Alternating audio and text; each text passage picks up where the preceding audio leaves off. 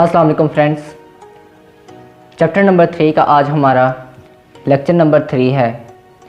Last 2 lectures में हमने accounting की कुछ टाइप्स को डिस्कस किया और साथ ही साथ हमने अकाउंटिंग का जो डेबिट और क्रेडिट का पोर्शन था उसको भी डिस्कस किया, उसकी एनालिसिस की, उसके केस देखे। अब हम अपने न्यू आर्टिकल की तरफ आ रहे हैं। बेसिकली वो डेबिट और क्रेडिट पर ही है, लेकिन वो कुछ नई बातों के साथ है। तो चलते हैं हम। अपना पहला आर्टिकल है हमारे चैप्टर नंबर 3 का, वो है इम्पोर्टेंट टिप्स। कुछ टिप्स यानी कि कुछ आपको नुस्खे कह लीजिए, आपको यहाँ पे प्रोवाइड किए गए हैं। कुछ ऐसी बातें जिनको आप अगर अपने माइंड में रखें तो आपको अकाउंटिंग का ये जो चैप्टर है ये पढ़ना बहुत आसान हो जाएगा। ठीक है, तो सबसे पहले हमारे पास जो टिप दी गई है वो है ईच फाइनेंशियल इंफॉर्मेशन काजेज आ मॉनेटरी चेंज। तो दोस्तों, सबसे पहले लेक्चर में ही मैंने आपको मॉनेटरी इवेंट का जहाँ पर बताया था वहाँ पर ये भी बताया था कि ये वो इवेंट होते हैं जिनमें आपकी फाइनेंशियल ट्रांजैक्शंस होती हैं, जिनमें पैसे इन्वॉल्व होते हैं। तो हर हर फाइनेंशियल इंफॉर्मेशन एक मॉनेटरी चेंज लेके आती, जैसा कि आपकी परचेज ऑफ रॉ मटेरियल, ये एक इंफॉर्मेशन है। लेकिन परचेज ऑफ रॉ मटेरियल, इसका क्या मतलब है कि हम रॉ मटेरियल ख़रीद रहे हैं। आप सपोज करें हम एक कार ऑर्गेनाइजेशन है, कार फैक्ट्री है जहाँ पर हम कार्स ऑटोमोबाइल मैन्युफैक्चर करते हैं। ठीक है, अब हमें ऑटोमोबाइल मैन्युफैक्चर करने के लिए, उसके बॉडी तैयार करने के लिए स्टील की ज़रूरत है। तो हम स्टील क्या है, एक रॉ फॉर्म है, एक रॉ मटेरियल है। ठीक है, हम वो क्या कर रहे हैं, परचेज़ कर रहे हैं। तो ये क्या हुई, एक चेंज आ रही, मॉनेटरी इवेंट में चेंज आ रही है। ठीक है, मेरी तरफ से कैश कम हो रहा है। ठीक है, और जिसकी तरफ जा रहा है, जिससे हम परचेज़ कर रहे हैं, उसकी तरफ क्या हो रहा है, कैश बढ़ रहा है। सेकंड लाइन में, उसी स्टेटमेंट की सेकंड लाइन में लिखा गया है such change is recorded into accounting language using debit and credit.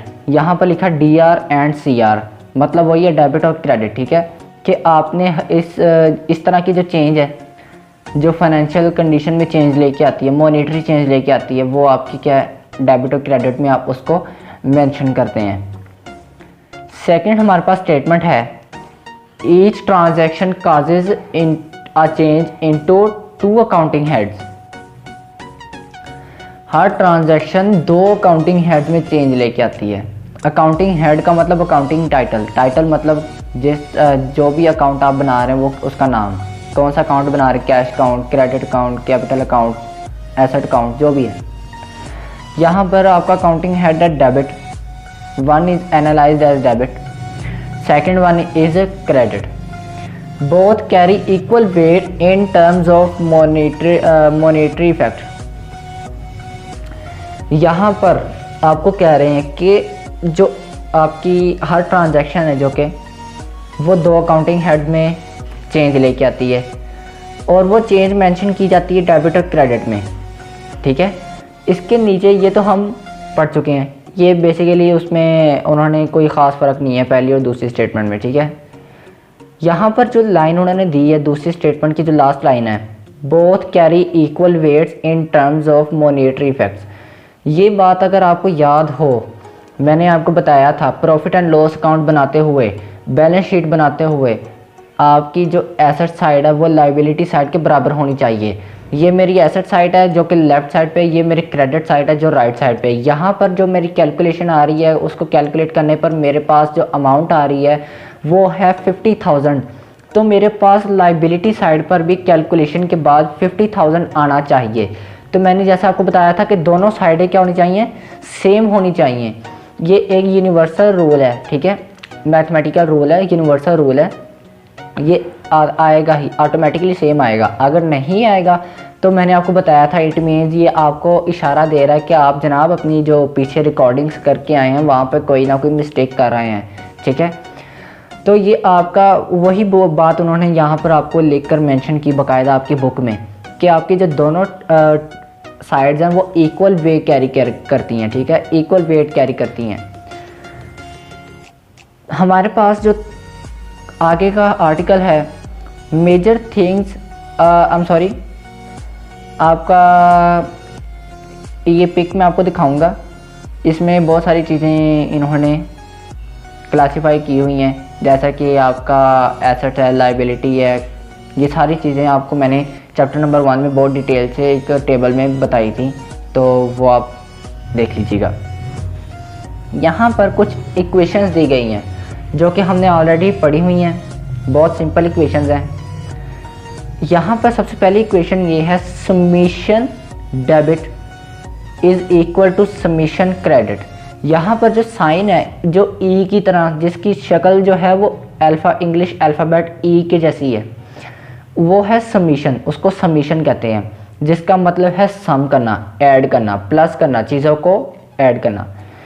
तो डेबिट, समीशन डेबिट का मतलब ये है कि जो डेबिट साइड पे वैल्यूज़ हैं उन सबको ऐड कर लें, ठीक है ना। दूसरी तरफ जो क्रेडिट साइड की वैल्यूज़ हैं उनको ऐड कर लें, ये दोनों क्या आनी चाहिए, बराबर आनी चाहिए। Summation debit is equal to summation credit, ठीक है। सेकेंडली हमारे पास है resources is equal to sources. ये भी हमने बेसिक अकाउंटिंग की इक्वेशन, अगर आपको याद हो, चैप्टर नंबर 1 आई थिंक में, चैप्टर नंबर 2 में आई थिंक हमने ये पढ़ा था, बेसिक अकाउंटिंग इक्वेशन, ठीक है, चैप्टर नंबर 2 के स्टार्ट में। तीसरे नंबर पे हमारे पास है assets is equal to owners equity plus liability. ये भी हमने चैप्टर नंबर 2 के स्टार्ट में पढ़ा था। ये भी एसेट्स की इक्वेशन है कि लायबिलिटीज़ और ऑनर्स इक्विटी को प्लस कर लें तो जो वैल्यू आएगी वो एसेट्स के बराबर होगी, ठीक है। Owners equity is equal to capital plus profit minus loss minus drawings. ये वाली हमने इक्वेशन वहाँ पढ़ी थी जहाँ पर मैंने आपको ये बताया था कि ऑनर इक्विटी में क्या क्या चीज़ें इंक्लूड होती हैं। ये वहाँ पे हमने पढ़ी थी कि आपकी जो ऑनर्स इक्विटी है उसमें शामिल आपका कैपिटल, प्रॉफिट, लॉस और माइनस ड्राइंग्स, इनको आप ऑपरेट करें, कैपिटल और प्रॉफिट को प्लस करें, जो आंसर है उसमें से लॉस को भी माइनस कर दें, फिर जो आंसर है उसमें से ड्राइंग्स को माइनस कर दें, जो जवाब आए वो आपकी ऑनर्स इक्विटी है, ठीक है। और जो हमारी 5th पे एक लास्ट अकाउंटिंग इक्वेशन वो ये है प्रॉफिट और लॉस। यहाँ पे स्लैश दी गई है, प्रॉफिट या लॉस, इस जिसको हम इनकम स्टेटमेंट भी कहते हैं, वो इक्वेशन है is equal to income minus expenses, ठीक है। कि आपकी जो प्रॉफिट और लॉस या इनकम स्टेटमेंट, आपका जो प्रॉफिट है ये कब कैलकुलेट होगा, जब आप अपने इनकम में से एक्सपेंसेस को माइनस कर देंगे। जैसा कि मैंने इस मंथ जो बिज़नेस ऑपरेट किया उसमें मेरे एक्सपेंसेस आए 60,000 और मेरी इनकम आई है 1 लाख। अब मैं 1 लाख में से 60,000 को अगर माइनस करूं तो मेरे पास जो 40,000 आता है वो क्या मेरा प्रॉफिट है। तो ये तो थी छोटी छोटी अकाउंटिंग की कुछ इक्वेशंस जो आपको रिमाइंड करवाई गई हैं, हमने जिनको अपनी पिछले लेक्चर्स में डिस्कस किया है बहुत डिटेल के साथ। तो ये जस्ट आपको थोड़ा सा रिमाइंड करवाने के लिए था। इसके बाद हम प्रैक्टिस एक्सरसाइज की तरफ आ जाते हैं, जिसमें हमारा जो ऑब्जेक्टिव है एक्सरसाइज का वो ये है, जो यहाँ पर पर्पस है इसका वो ये है, identify 2 accounting heads from each transaction. यहाँ पर आपको कुछ ट्रांजैक्शन दी गई है जिनमें से आपने कम से कम 2 अकाउंटिंग के जो अकाउंटिंग हेड्स हैं उनको आइडेंटिफाई करना है and place it under appropriate main head, और इनको आपने इनकी असल जगह पर प्लेस करना है, मेंशन करना है। तो यहाँ पर सबसे पहले आपका आता है, मैं यहाँ पर जो ट्रांजैक्शन मैं बीच में से रैंडमली चूज़ करता हूँ, ठीक है। तो उसमें से पहली ये है कि boat a building for cash, आपने कैश पे किया और बिल्डिंग खरीदी।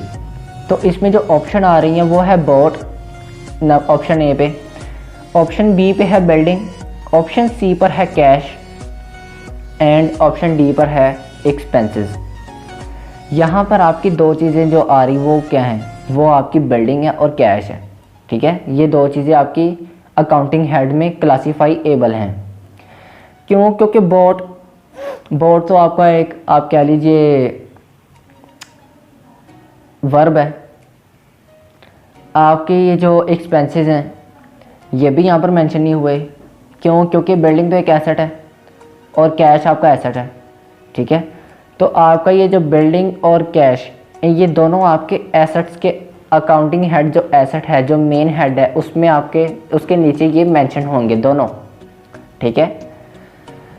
सेकेंडली हमारे पास जो स्टेटमेंट है वो है cash withdraw by owner, I am sorry withdrew है, cash withdrew by owner for personal use.